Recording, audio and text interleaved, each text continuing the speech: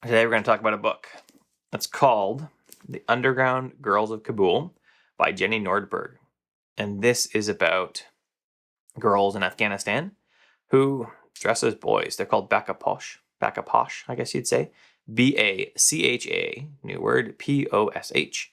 And they are girls that pretend to be boys, pretend to be men, some of them, to get to, number one, help their family have prestige, because boys are important and girls really aren't, except for the value that they have in marriage and in bringing children into the world. And number two, just so that they can have some more freedom than they do. So let's look at this. And really, what I'm going to talk about is how it's naively, or how when I got this book, I naively assumed that it would be so much better in North America. But then other reading I've done between buying this book and now, namely Boys and Sex and Invisible Women, just let me know that mostly we put a better face on it. That's about it. We have a lot of the same beliefs as the Taliban did, and as they do in Afghanistan, about the value of women. At least our behavior shows that. So buckle up, let's talk about that. First thing I want to talk about is the idea of the male default. So on page 301, that Jenny Nordberg talks about the fact that men's dress, men's behavior is seen as the default, as the way things should be. And so women in Kabul mimic this to get some of the benefits of the default. And that's exactly what happens in North America, really. Like, ask any female lawyer, any female trying to get some, quote unquote, high power position. They've got to mimic male attitudes because that's the default. That's what's accepted. We just put a better face on the people. One of the other threads that came through the book a lot was that women are at fault for the behavior of men. Page 27, she talks about this, where if a woman is dressed inappropriately, air quotes, then she is a whore and she must be at fault for anything that men do to her. And we see this, like, we're seeing this in schools right now. Schools that cannot mandate masks but are welcome to mandate, like, the length of a lady's skirt so they don't distract boys.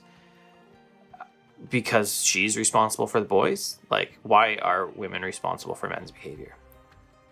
And it's frustrating for the girls. I think that for men, it shows how weak and dumb we are.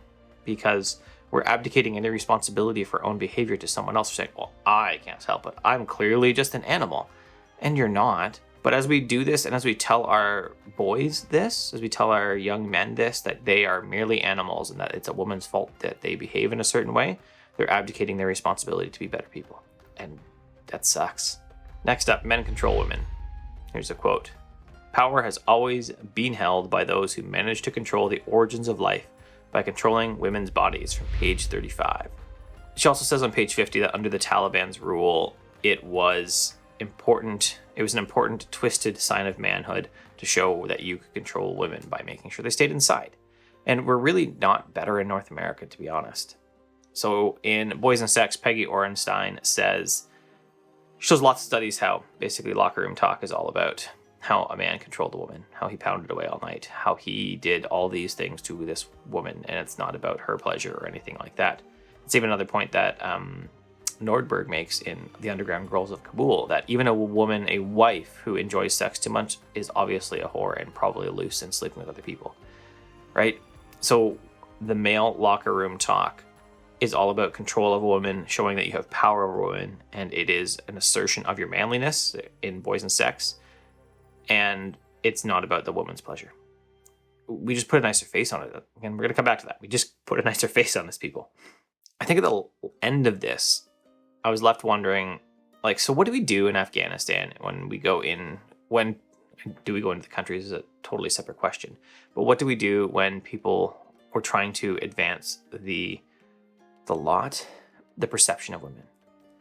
And so Jenny says that a lot of the men were angry and scared of the gender work done in Afghanistan, because men were specifically excluded. And so it seems anti-men. And she says that it is much better if we bring men into the gender stuff and make them not make them champions, but like bring them in so that they are partners in treating women better, as opposed to women are getting all this stuff, quote unquote, easy. I know they've been oppressed. Like, I have a book on my shelf called Misogyny, the Oldest Prejudice. I know this has been a long time like that, but just looking at it and making sure the men are brought alongside as partners in this, that their job is to treat women better too. That's what she recommends as well.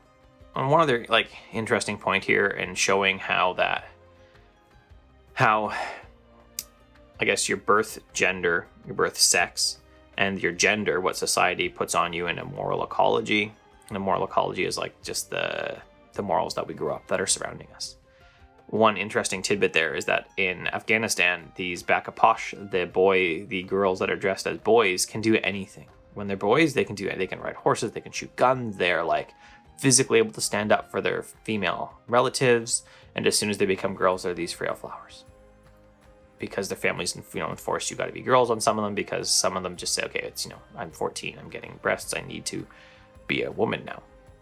And I think that is just one of the obvious lies that there's any real difference outside of what we put on gender ourselves in our society.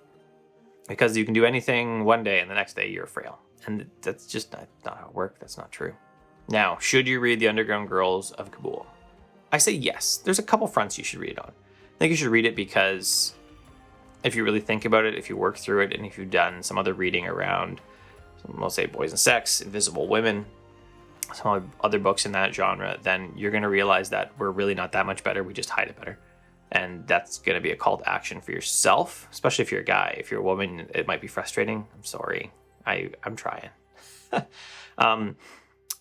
And on another front, it's just interesting to see the other culture. My wife doesn't read most of the nonfiction books that I read, and this is one that she wants to read, just to see how women are forced to live because men are idiots. If you liked the video, you can subscribe below. If you loved it, you hit that's all backwards, isn't it? If you like the video, you hit the thumbs up. If you love the video, you subscribe and hit the bell, and then YouTube lets you know what happens. And if you really like just the content on the channel, then you can go to patreon.com/CurtisMcHale, where you can support the channel. Have an excellent day.